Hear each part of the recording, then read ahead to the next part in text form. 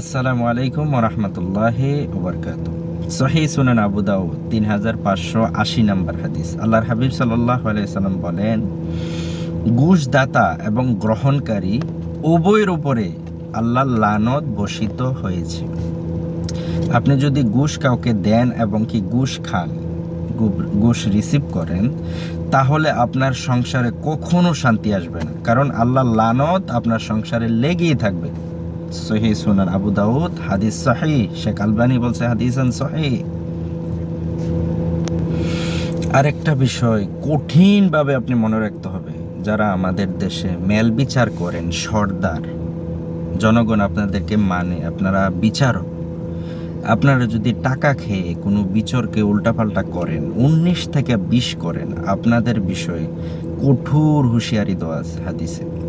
আল্লাহর হাবিব সাল্লাল্লাহু আলাইহি সাল্লাম বলেন, তাদের সাথে আল্লাহ দেখা করবে না, আল্লাহর মুখামুখি সে হতে পারবে না, আল্লাহ তাদেরকে পবিত্র করবে না, তাদের সাথে দেখা করবে না, তাদের জন্য যন্ত্রণাদায়ক শাস্তির ব্যবস্থা রয়েছে। আপনার জন্য জাহান্নাম অপেক্ষা করছে যদি আপনি টাকা খেয়ে কারো বিচার। এখন দেখেন মেল বিচার এমন হয়ে যাচ্ছে আমাদের দেশের মধ্যে, এমন হয়ে যাচ্ছে যদি আপনি টাকা দেন, আপনি বিচার কিন্তু উল্টা হয়ে যায়।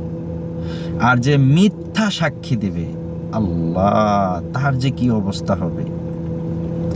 যে মিথ্যা সাক্ষী দিবে তার জন্য কঠিন যন্ত্রণাদায়ক শাস্তির ব্যবস্থা রয়েছে। নাম্বার 1, মিথ্যাবাদীর উপরে আল্লাহ লানত। সে কখনো তার আর উপায় নাই, তার রেহাই নাই। আপনি কারোর সম্পর্কে আপনি যদি মিথ্যা সাক্ষী দেন, তাহলে আপনি ধরে রাখতে হবে আপনি জাহান্নামী। সে আপনি 3টা গুনাহ করে, যে মিথ্যা বা সাক্ষী দেয়, কারোর নামে যদি মিথ্যা সাক্ষী দেয়, 1 নাম্বার সে জুলুমকারী, সে জালিম। যার নামে মিথ্যা সাক্ষী দিল, সে তার সাথে জুলুম করলো, সে জালিম। 2 নাম্বার, মিথ্যাবাদীর উপর আল্লাহ লানত। 3 নাম্বার, যারা মিথ্যাবাদী তাদেরকে আল্লাহ রাব্বুল আলামিন দেখা দিবে না, পবিত্র করবে না, এবং তাদেরকে জাহান্নামে নিক্ষেপ করবে। বিষয়টা হচ্ছে আমাদের সমাজে এমন হয়ে গেল এখন, ঘুষ প্রত্যেক সেক্টরে ঘুষ। পাসপোর্ট অফিস থেকে শুরু করে ভূমি অফিস, পাসপোর্ট অফিস, সবগুলাতেই ঘুষ ঘুষ ঘুষ ছাড়া কোনো কাজ চলতেছে না। এই জাতি আল্লাহ যে কখন ধ্বংস করে দেয় আমি খুব চিন্তিত, আমি খুব ভয়ের মধ্যে আছি। যখন সুদ ঘুষ বেড়ে যাবে, আল্লাহর তরফ থেকে অনেক ধরনের মহামারী, গজব, আপদ বিপদ সব কিছু চলে আসে।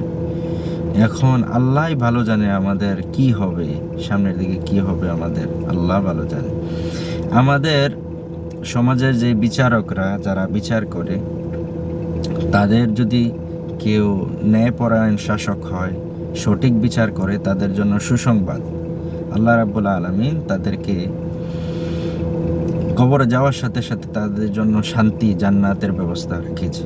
আর যারা টাকা খেয়ে বিচারকে একটু উল্টাপাল্টা করে, 19 থেকে 20 করে, তাদের জন্য কঠিন হুঁশিয়ারি দেওয়া আছে। কঠিন, আমরা কিন্তু চিন্তাও করি না।